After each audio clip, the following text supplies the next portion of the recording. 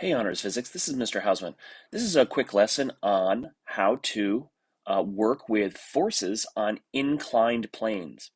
So as you can see, some of these are borrowed from Khan Academy, and an incline or inclined plane is really just a hill. It could be where you're skiing, where you're sliding something down a ramp, maybe even a steep driveway. But all of these have essentially just an angle that dominates the problem. And that angle is going to be referred to as theta. Now, as you start to work on these problems, you're going to realize that none of the motion is in the traditional y in x direction, right? Objects cannot just from this point move out into space. It just doesn't typically happen unless there's an applied force that way. But things like gravity, normal forces, we're going to realize that what we're going to do is we are going to rotate our frame of reference or reference frame. And what you're now going to get is you are going to get, let me erase this because it's not there, is you're going to get an x component that is parallel to the hill, and you are going to get a y component or y forces that are perpendicular to the inclined plane. And that's going to be key to these whole problems. Some of us already remember that from back when we introduced free body diagrams. So here's the big picture. So you are now, instead of going to be finding traditional x and y, you are going to be finding, or typically resolving all of the forces that are in the x direction. And that means those that are parallel to the hill. Now, it could be that the sum of the forces is zero, and we know that that's referred to as equilibrium. Or there could be motion either up the hill or down the hill. And those are going to be, of course, implied that the acceleration is not zero. And we are not at equilibrium.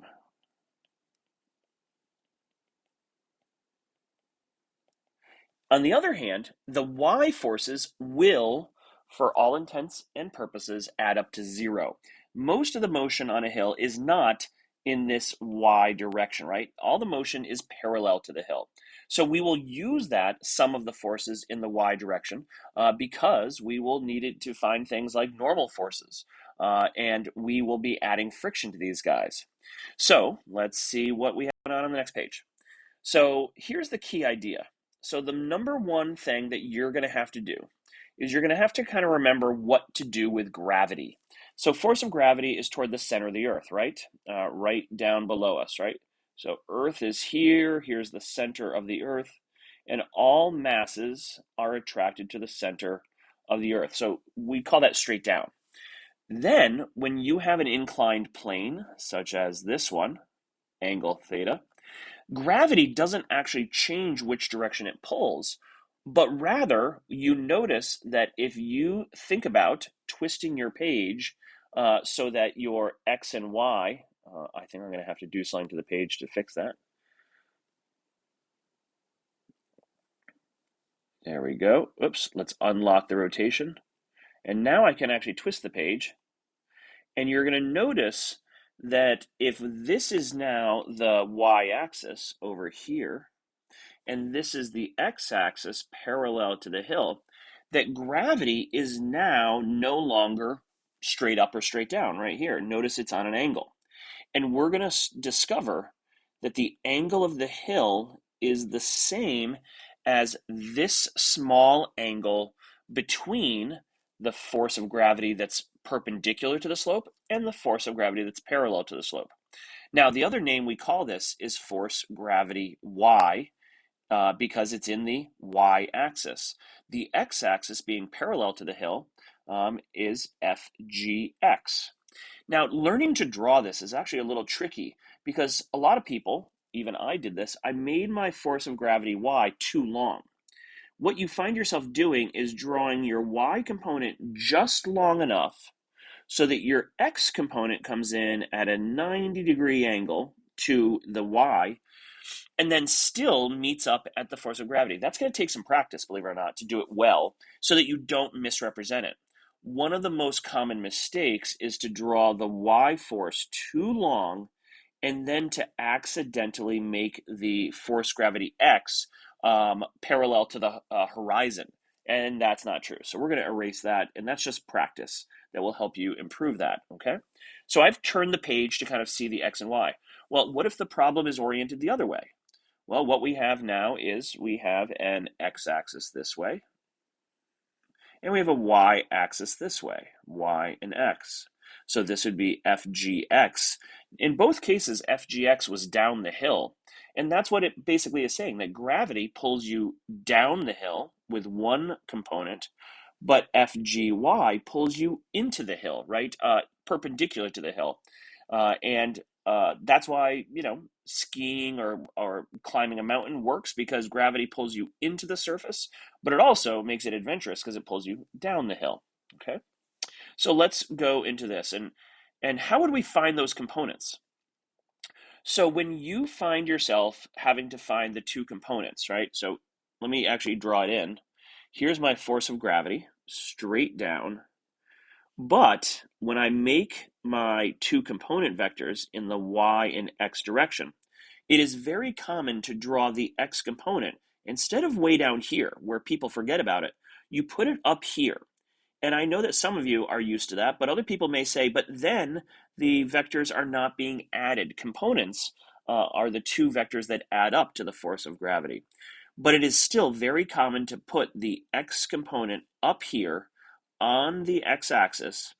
And if you're finding, and you know this angle theta, you're going to find yourself using sine to find the x component. And some of you realize, oh, that's different than what we did in many past force problems. But it's because the x side is opposite the angle of the hill. Okay, there's a little memory device, if you like that. The perpendicular, right? Perpendicular has a C in it. Excuse me, the perpendicular component will use cosine. The downhill has an I in it, and there's an I in sine. That's a bit of a stretch, but see if that works for you, or just make sure that when you're looking at them, you really pay attention to, am I finding the opposite side right here, or am I finding the adjacent side, which is, of course, perpendicular? And I bet most people are going to use just O. If I'm finding the opposite side, I use sine. If I'm solving for the A or adjacent side, I use cosine because of course, SOHCAHTOA. Okay, so here's a full typical free body diagram for a mass on a hill that involves friction. We have gravity, which we draw in usually, but then we show its two components in the y and x direction. Here's Fg all by itself, or mg. And here we would have mg sine theta, theta being the angle of the hill. And here we would have mg cos theta. Normal force, as always, is perpendicular to the surface, and friction now is opposite the impending motion, right? Gravity is going to be the direction, in the x direction is going to be which way we drive this. Okay, so let's go to some real life applications. So here's a skier on a very steep hill. 50 degrees is quite steep. 85 degrees is quite steep. Perhaps maybe too extreme unless you're a steep hill skier. So let's begin any problem with what we normally do. We draw a free body diagram. So we've got, first off, the force of gravity, the regular one, the one that's not broken into components. And then we are going to show that gravity pulls us into the hill, and that would be Fg in the y-axis. Here's the y-axis. And then Fg in the x-axis. And because we're kind of doing this for the first time, we're going to write down what we know in terms of formulas. The force of gravity is just mg. Fgy is the adjacent side because we know this angle theta. It's the same as 85 right here. So it's going to be mg cos 85. And then Fgx is going to be mg sine 85. So that's how we would find those two forces. Now let's see. There is no friction force, right? So there is nothing backwards. This is a pure icy trail, very low friction or impossibly low friction. And then the only other force would be the normal force. But which force actually is causing the acceleration? Well, I bet you remember about 4 minutes ago, we said that the sum of the forces in the y add up to zero. That is to say, FGY plus the force normal add up to zero. They're equal and opposite. So I'm just going to cognitively disregard them because they're not going to affect any other forces, right? They add up to zero. They're not going to affect it. So therefore, all I really need to do is find the A from the sum of the forces in the x direction over the mass. And there is only one after all, right? It's FGX. So FGX over mass. And watch this cool trick. I want you to notice something. Let's write the next line down, but let's plug in our formulas. Don't plug in numbers, plug in our formulas. FGX is mg sine of 85 because the x component is opposite the theta, mg sine 85. So we have the force of gravity times, which is the hypotenuse, times the angle. And we're going to divide that by the mass again. And wow, not a big surprise there. But the masses cancel out. So you're going to find out that the acceleration on a hill, if there's no friction, is really just the sine of the angle of the hill times the gravity acceleration, as if you were in free fall. It's as if it's like you're modifying the free fall acceleration. So I'm sure you can do that pretty quickly. So sine of 85 times 9.8. And some of you may say, is it positive? Is it negative? Well, what we're going to decide is we have to decide, is down the hill positive or is up the hill positive? And believe it or not, what we usually do is instead of saying to the right or to the left, we usually say down the hill is positive. And so therefore, the 9.8 of the g is not even needed. We're actually going to just use 9.8 meters per second squared times sine of 85. I'm sure some of you have already finished it, but the reason why it's positive is because we are resetting, so to speak, what is the definition of forward and backwards. So we're going to say that's down the hill, right? Or parallel to the hill, right? Down the hill in the direction of the skier's motion. So a pretty big acceleration, and that's because we're on an 85-degree hill. The mass was absolutely not needed. Would it be wrong to put it in? No, you could, but you're going to find out the 50 is going to cancel out with the 50. Let's do another example, and then you're going to wrap up a few pages on your own. Here's a skateboarder going up a ramp, and you might be thinking you can't accelerate up a ramp. Oh, you can accelerate up the ramp, or so to speak, you can accelerate while you're going up, but you're probably going to slow down, right? So by slowing down, unless there's an applied force, right? If you're slowing down, you're going to have an acceleration that's down the hill. Again, toward the lower side. So let's see if that comes together nicely. So let's draw our free body diagram. Here's my force of gravity. And let's draw on our two components. Here's my gravity that's perpendicular to the hill. Oops, let's draw it a little longer, right? Because I want to make sure that it kind of does represent what's going on here. So we have FGY, and then down the hill parallel is FGX. Pretty good. And there is a normal force. Force normal, it should be equal and opposite to force GY. Pretty close. But again, we haven't added friction back in yet. We're going to do that very soon. So we have now three forces. Interesting. There's nothing actually pushing him or her up the hill. In reality, what it is really the gravity is slowing you down. It's whatever velocity you had from maybe going down another hill is actually kind of being canceled out. So let's kind of I think it made a difference here, right? Force of gravity is mg.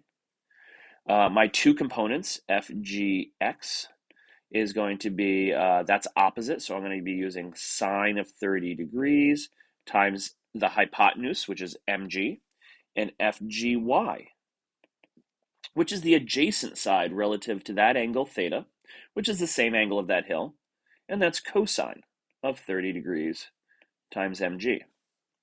So, like we did in the previous problem, we recognize that the sum of the forces in the y add up to 0. So we'll just make a note of that. So we can stop right there. We don't need to calculate them. That wouldn't be true if we had friction, because we need normal when we're dealing with friction. But let's go with the sum of the forces in our x direction, and they are causing the mass to accelerate.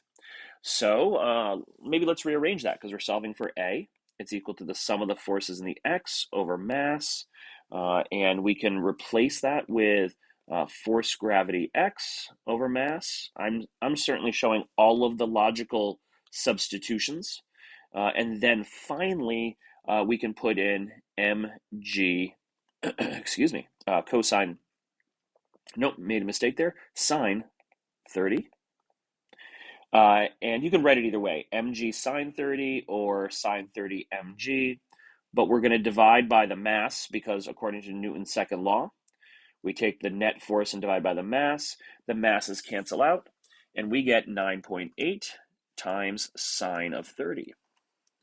So I bet you're noticing kind of a nice easy pattern if there's no friction. So it's 4.9 meters per second squared. And the direction is down the hill. So do we always make down the hill positive? You could, or, and it's not uncommon, for when the skateboarder is going up the hill, we sometimes say, well, if the direction of the motion is positive, and I know that goes against how some of you have an ingrained sense that anything to the left should be negative, and down the hill is now our new negative. But in this case, then we would have to put in a negative sign for a to show that it is down the hill. It will not come out automatically from your acceleration. If you prefer, though, and I know it seems like there's choices here, you could say, let's make down the hill always positive and up the hill always negative. In which case, now we have, right, we just have to switch that to show that it's down the hill. It's in the direction of the positive x forces. So there you go, a little introduction to forces on hills. There are some problems here that have friction. I'm going to let you and your classmates see if you can't do the exact same methodology, but don't forget to factor in that your forces in the x direction now will be Fgx and the force of either static or kinetic friction. In this case, it's sliding, so it's kinetic friction. That would be up the hill, while Fgx would be down the hill. Thanks a lot.